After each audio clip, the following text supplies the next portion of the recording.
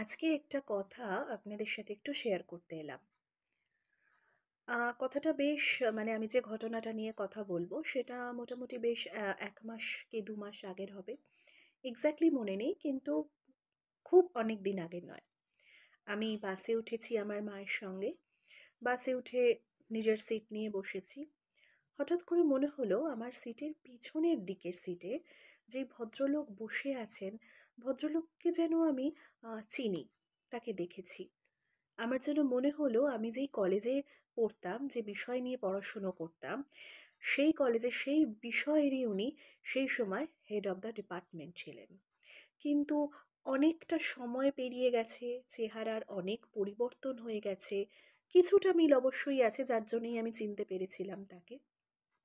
তো মনে হচ্ছিল আমার কলেজের যে সাবজেক্ট নিয়ে আমি পড়াশুনো করেছি সেই বিষয়েরই তিনি এইচওডি ছিলেন, সেই ডিপার্টমেন্টেরই তিনি এইচওডি ছিলেন। তবুও সাহস নিয়ে জিজ্ঞেস করতে পারছিলাম না।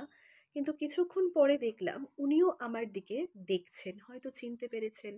সময়ের সঙ্গে সঙ্গে আমরা সকলেই অনেক বদলে গেছি।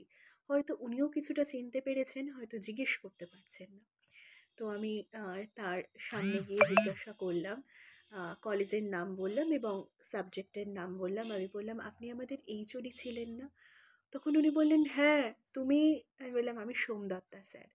তো যাই হোক, অনেক কথা হলো। উনি জিজ্ঞাসা করলেন যে আমি এখন কি করছি? আমি জানালাম যে আমি এখন শিক্ষকতার সঙ্গে যুক্ত আছি। আমি একজন শিক্ষিকা।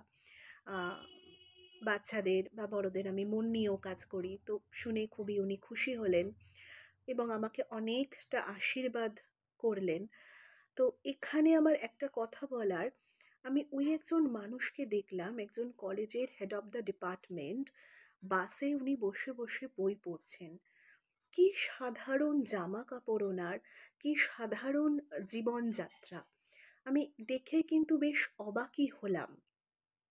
তো সত্যি আমি এই জিনিসটা আমার কাছে না, এই বিষয়টা আমার কাছে একটা সত্যি বিস্ময় যে অত বড় একজন মানুষ, অত কোয়ালিটি আছে তার মধ্যে, কি সাধারণ উনি সাধারণ জীবনযাত্রায় বিশ্বাসী।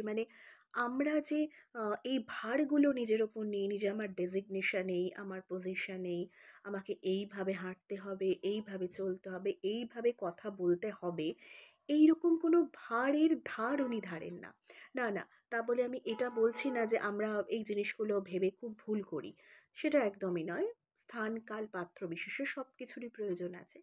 কিন্তু আমার হঠাৎ করে উনাকে দেখে এত ভালো লাগলো যে আ একজন মানুষের কাছে তার পজিশন, তার ডেজিগনেশন কোনো কিছুরই যেন ভার নেই।